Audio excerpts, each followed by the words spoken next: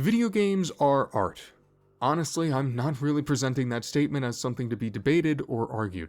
I understand that historically the question of whether or not video games qualify as art in the same vein as artwork, books, music, or cinema has been hotly debated, but I sincerely believe having that debate in 2024 is, well, real dumb. If you can look at a piece of media that holds the potential to possess gripping narratives, outstanding music, and phenomenal acting performances while providing a source of entertainment that can be tangibly interacted with as opposed to solely consumed, and still say, yeah, that ain't art, then I don't know what to tell you, and have even less interest in debating the topic with you. I mean, the literal Supreme Court said video games are art, and, they're important, I think, so it must be true. What I do think is a fair discussion is pondering to what degree various games qualify as art. I think it's completely reasonable to say that something like a narrative-based point-and-click, where most of the focus is placed on the presentation and story, is more artistically driven than games like the old-school side-scrollers and beat-em-ups that made up the majority of arcade and early console offerings. Doesn't mean that either game is good or bad, just that the artistic merits between them are different. But at what point do games cease to be games and just exist solely as art? That's the question I couldn't help but pose to myself after playing through 1980X. This indie title was developed by Hybit Studios for PS4 and Windows, with a later port landing on the Switch. It was funded through Kickstarter back in 2018 and released a year later. The game tells the story of a young high schooler who yearns to escape from their present, boring reality, finding themselves in search of adventure and whimsy against the backdrop of the small town they live in. As most any outcast, the type that doesn't fit in all that well at school, in 1980 whenever was wont to do, they wind up finding themselves such an escape in a collection of arcade games.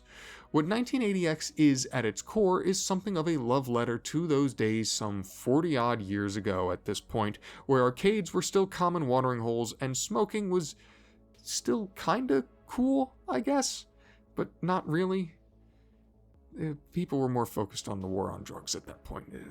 It was what it was. 1980X is, from top to bottom, a work of art. Everything about its presentation is astounding, even more so when one considers that it was helmed by a team of about 20 people, including outside collaborators, the overwhelming majority of which being relegated to graphic design. The graphics, of course, are what come across most blatantly. The pixel art here does an outstanding job of capturing the pseudo-sci-fi, neon-accented aesthetic that has come to dominate most anything 80s related in recent years. The level of detail in the cutscenes, namely through masterful use of color and shading found in the characters and backgrounds, will have you ready to dig out your old Walkman, throw on a pair of laughably large sunglasses, and finally commit to growing out a mullet. I really came to appreciate how it takes the story to a number of different places. It doesn't abuse the aesthetic I just mentioned, meaning that the hyper-fictionalized setting is grounded by the more earnest scenes. And the story itself has its own charm. It's oddly relatable. I think we were all that kid at one point in our youth, looking for something beyond our current means and finding solace in digital worlds. I could do without being so acutely reminded of how unpopular I was in school, not unlike our protagonist here, but those are issues for me to work out on my own. The tale is narrated by this young drifter, and I thought the voice actor did a great job of capturing the youth and naivete of one such individual without it becoming overblown or exaggerated. The soundtrack that accompanies all of this is just something else. It manages to encapsulate the setting in a modern way, shifting through emotions both energetic and somber. You've got atmospheric offerings and more traditional tracks, and they work together to fit the mood however required. It actually features some tracks from Yuzo Koshiro, whom I mentioned in my video about Lords of Exile. This was a complete coincidence, but it's awesome because there isn't such a thing as too much Yuzo Koshiro music. 1980X, as it tells its story, lays its artistic virtues flatly on the table and is a feast for the senses, one that should be graciously devoured for all that it offers. But there is one problem with all of this. See, I don't really consider this a game. Let me explain. The entirety of 1980X's gameplay consists of pastiches of the arcade classics that the protagonist escapes within. You've got the Streets of Rage-esque brawler, a shinobi-type ninja game, an outright Outrun clone, a side-scrolling space shooter, and a turn-based RPG. You pop in and out of playing through these representations as the story is told. In the case of the Outrun clone, you end with a long section as the story continues. But that's all these sections are. Representations of the games they are trying to mimic. There isn't any real gameplay here. There are no stakes. Dying holds no penalty beyond sending you back to the start of your last checkpoint. Most times, all you have to do is either mash an attack button or memorize a level layout or enemy habits until it eventually ends and sends you back to the story, because ultimately, that's the purpose that these sections are intended to serve, to provide context in furtherance of the story.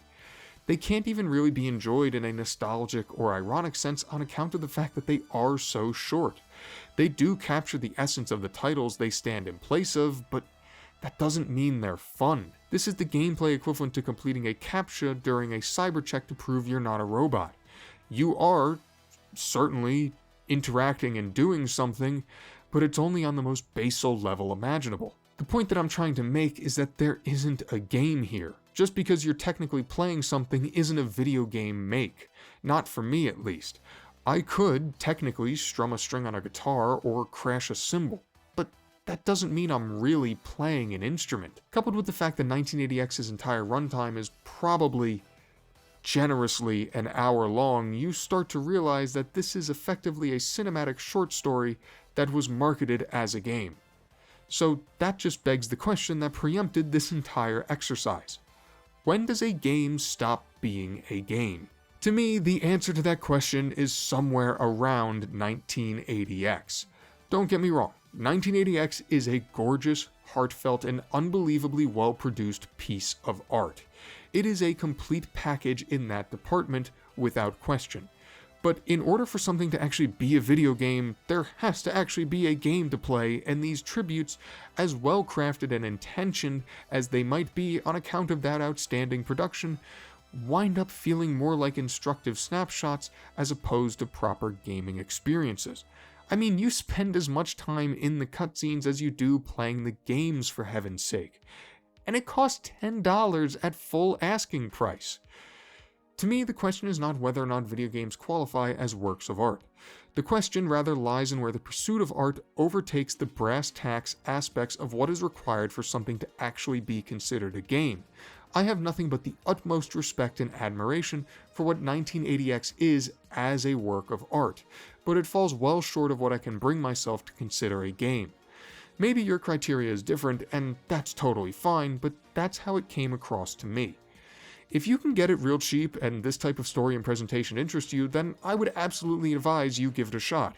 There are worse things to spend an hour basically watching. But just go into it with the understanding that 1980X is a work of art first and foremost, and a game second. Or really, not even a game at all.